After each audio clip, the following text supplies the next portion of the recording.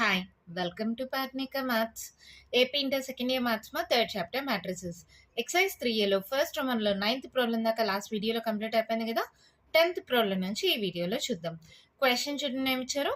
Construct 3/4 matrix whose elements are given by aij equals to 2i minus j.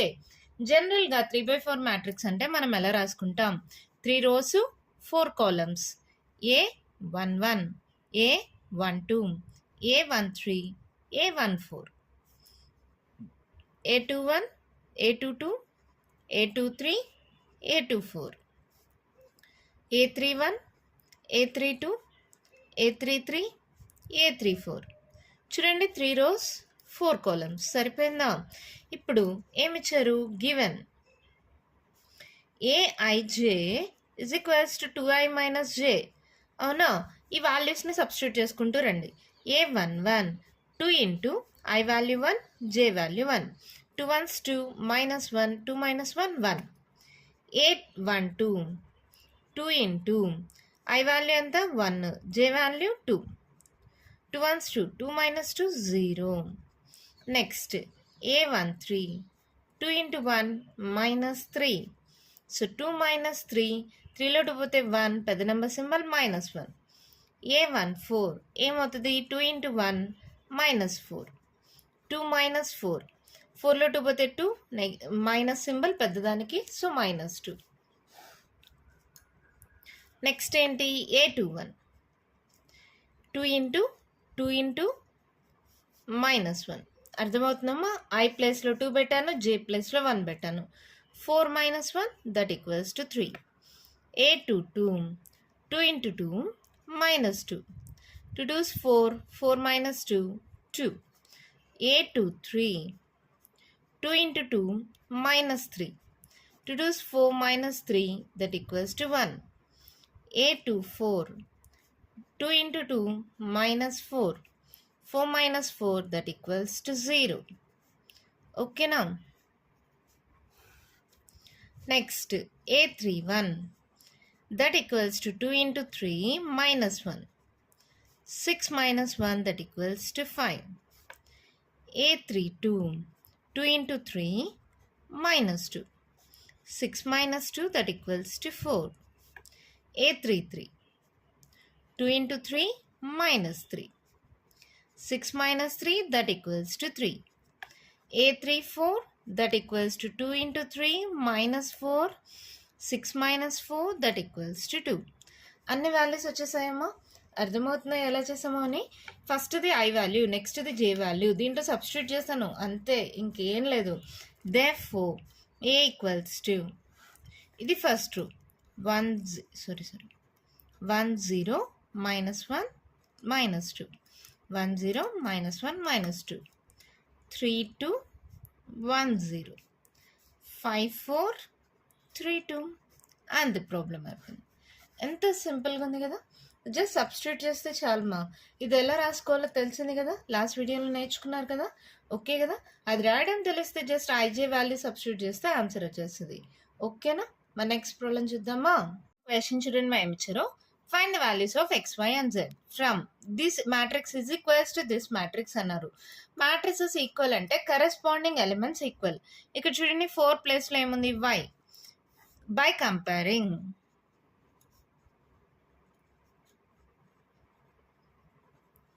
First x చూద్దామా. x ప్లేస్లో ఇక్కడ ఏముంది 1, by comparing x equals to 1. y ప్లేస్లో ఇక్కడ ఏముంది 4, y is equals to 4. z ప్లేస్లో ఏముంది ఇక్కడ 3, z ఈక్వల్స్ టు 3. 5 ప్లేస్లో 5 ఉంది, అంతే ప్రాబ్లం అయిపోయింది. చాలా సింపుల్, జస్ట్ కంపేర్ చేసుకోండి. 4 equals to y, 3 equals to z, x equals to 1, 5 equals to 5. ఓకేనా, నెక్స్ట్ ప్రాబ్లం చూద్దామా. 1 క్వశ్చన్ చూడండి, మా ఏమిచ్చారు, find the values of x, y and z from this. Compare చేసుకోండి మా. x plus y equals to 6 కదా, x plus y is equals to 6 comma 2 ప్లేస్లో 2 ఉంది. Next 5 plus z is equals to 5 ఉంది. Next x into y is equals to 8 ఉంది. అవునా, ఇప్పుడు x plus y ఉంది, x ఇంటూ y ఉంది. ఇలా ఉన్నప్పుడు మనకు ఒక ఫార్ములా తెలుసు, ఆల్రెడీ ఫస్ట్ ఇయర్లో నేర్చుకున్నాం. a minus b whole square equals to a plus b whole square minus 4ab అవుతుంది. అవునా కాదా? కావాలంటే దీన్ని సాల్వ్ చేయండి. A minus B whole square ఫార్ములానే వస్తుంది. కావాలంటే చూడండి, A plus B whole square అంటే A square plus B square plus 2ab minus 4ab. So ఏమవుతుంది, ఇది A square plus B square, 4abలో 2ab పోతే మైనస్ 2ab. ఇది A minus B whole square ఫార్ములానే కదా. ఏ minus B whole square equals to A square plus B square minus 2ab కదా. Same formula కదా. అంటే మనం దీని బదులుగా దీన్ని కూడా యూజ్ చేసుకోవచ్చు. సో ఇక్కడ ఏబీల బదులుగా ఎక్స్వైలు ఉన్నాయి. అంటే X minus Y whole square equals to X plus Y whole square minus 4xy. ఈ ఫార్ములా యూజ్ చేస్తున్నాను. ఓకేనా? We know that x minus y whole square is equals to x plus y whole square minus 4xy. ఓకేనా? Just AB ప్లేస్లో ఎక్స్వైల్ పెట్టాను అంతే. ఈ formula ఎలా వచ్చిందో కూడా చెప్పాను కదా. దీని బదులుగా ఈ ఫార్ములా కూడా యూస్ చేసుకోవచ్చు. ఆల్రెడీ మనం ఫస్ట్ ఇయర్లో యూస్ చేసాం ఈ ఫార్ములా. మర్చిపోయింటే వదిలేయండి, ఇప్పుడైనా నేర్చుకోండి formula. A minus B whole square equals to A plus B whole square minus 4ab. ఓకేనా? ఇప్పుడు ఏమవుతుంది, ఎక్స్ ప్లస్ వై వాల్యూ ఉంది ఇక్కడ 6 square minus 4 into X into Y 8, 6 6 36 minus 8 4 32. So ఇది ఏమవుతుంది, 6లో 2 పోతే 4. ఇదేంటిది, X minus Y whole square. ఇప్పుడు ఎక్స్ మైనస్ వై ఏమవుతుంది, equals to plus or minus √4. అంటే that equals to plus or minus 2. √4 అంటే 2 కదా. సో ప్లస్ ఓ మైనస్ 2 వచ్చింది ఎక్స్ మైనస్ వై వాల్యూ. ఒకసారి కేస్ 1 కేస్ 2 తీసుకుందాం. ఓకేనా? Case 1, X plus Y equals to 6 కామన్గా ఉందా. X plus Y is equals to 6. ఇప్పుడు ఏంటంటే X minus Y equals to plus 2 తీసుకుంటున్నాం. X minus Y is equals to plus 2. Same అలాగే case 2లో ఏం తీసుకుంటున్నానంటే X plus Y is equals to 6 అలాగే పెట్టుకొని X minus Y equals to plus or minus 2 కదా. ఒకసారి ప్లస్ 2 తీసుకున్నాం, ఇక్కడ మైనస్ 2 తీసుకుంటున్నాం. ఇప్పుడు దీన్ని బట్టి ఎక్స్ వై వాల్యూస్ కనుక్కోవచ్చు. చూడండి, సింపుల్గా చేయొచ్చు. Plus Y minus Y cancel, X plus X 2x, 6 7 8. So X equals to ఏమవుతుంది, 8/2. X equals to 2 4s. దీన్ని తీసుకెళ్ళి ఇది ఈక్వేషన్ 1, ఇది ఈక్వేషన్ 2 అనుకోండి. Substituting X value in equation 1 అనండి. అప్పుడు ఏమవుతుంది, X plus Y is equals to 6 అయితే 4 plus Y is equals to 6, Y is equals to 6 minus 4, Y is equals to 6లో 4 పోతే 2. ఎక్స్ వాల్యూ వై వాల్యూ వచ్చేసింది. ఇక్కడ కూడా సేమ్ అలాగే సాల్వ్ చేసుకోండి. ఇది ఈక్వేషన్, ఇప్పుడు కేస్ 2 కదా. ఇది ఈక్వేషన్ 1, ఇది ఈక్వేషన్ 2 అనుకోండి. Plus 1 minus Y cancel, 2x equals to 6లో 2 పోతే 4, X equals to 4/2, X equals to 2 అవుతుంది. Substituting X value in equation 1 అనుకోండి. అప్పుడు ఏమవుతుందమ్మా, X plus Y is equals to 6 కదా. ఎక్స్ అంటే 2 కదా.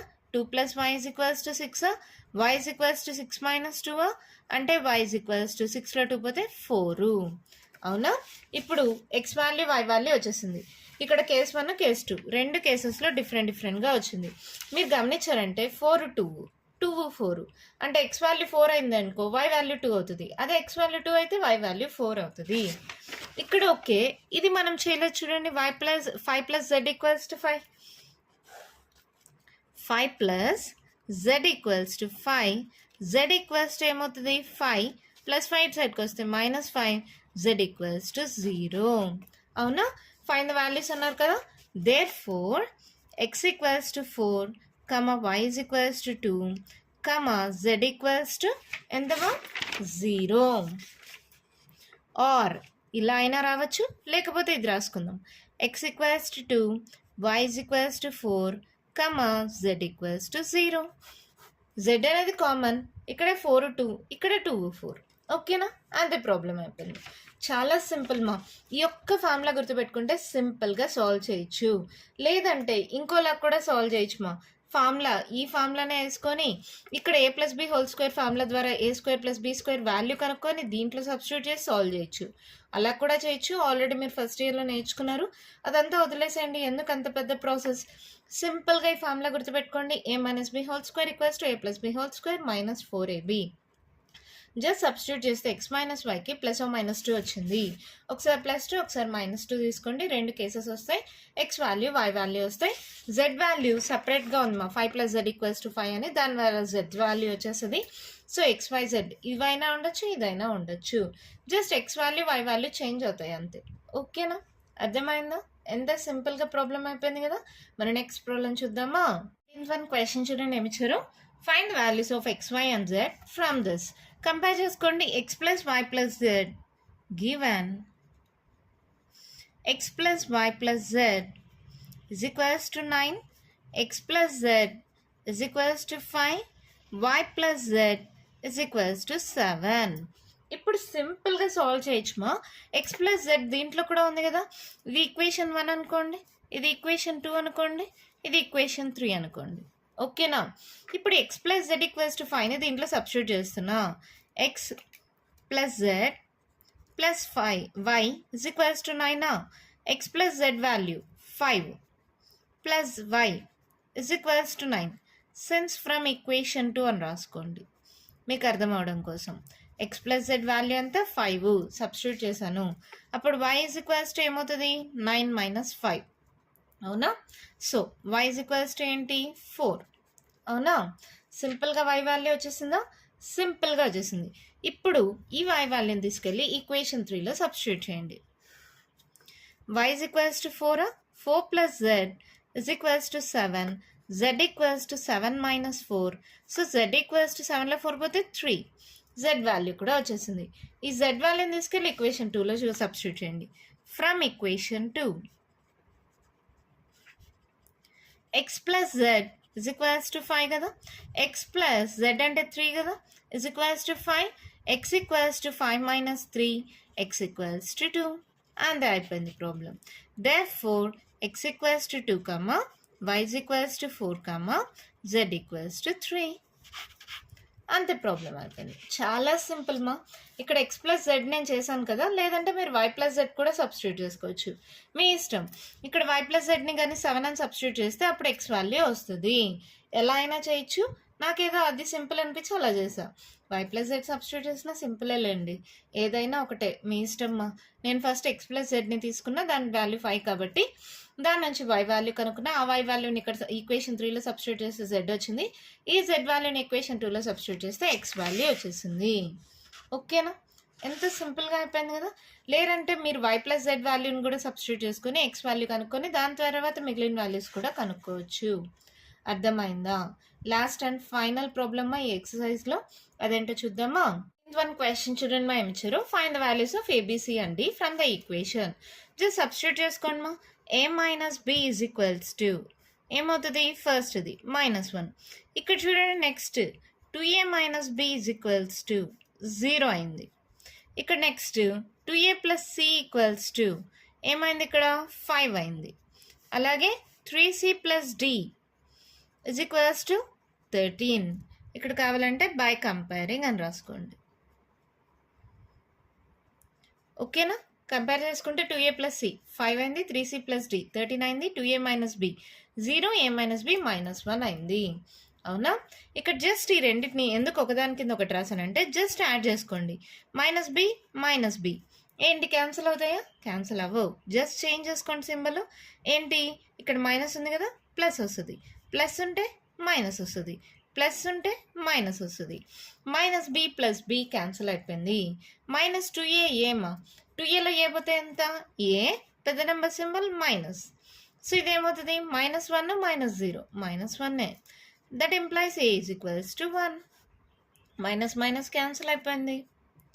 ఓకేనా. దీన్ని తీసుకెళ్ళి ఇది ఈక్వేషన్ 1 అనుకోండి, ఇది ఈక్వేషన్ 2 అనుకోండి. ఈక్వేషన్ 1లో సబ్స్టిట్యూట్ చేయండి. Substituting A value in equation 1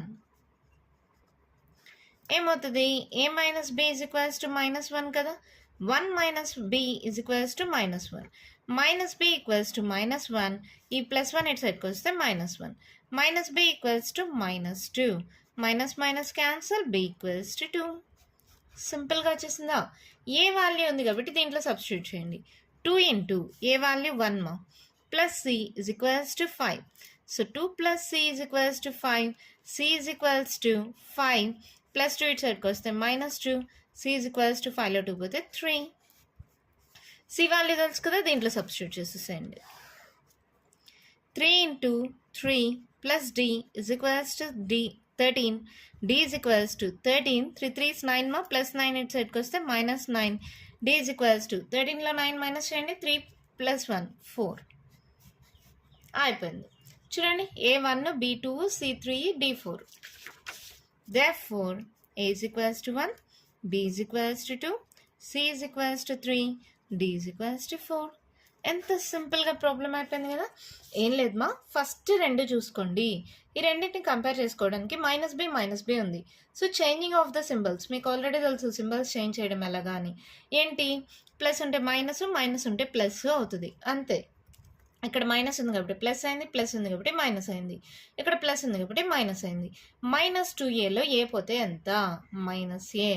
ఇది 0కి వదిలేసేయండి. ఇక్కడ ఆల్రెడీ -1 ఉంది కదా, అది అలాగే పెట్టేసుకోండి. ఈ మైనస్ క్యాన్సిల్ అయిపోయింది, ఏ వాల్యూ వచ్చింది. ఇంకా జస్ట్ సబ్స్టిట్యూషన్, అది మీకు తెలిసిందే. సాల్వ్ చేస్తే ఆన్సర్ వచ్చేసింది. ఓకేనా, ఎంత సింపుల్గా ప్రాబ్లమ్స్ అయిపోయాయి కదా ఎక్సర్సైజ్ 3aలో. దీంతో ఎక్సర్సైజ్ 3a కంప్లీట్ అయిపోయింది మా.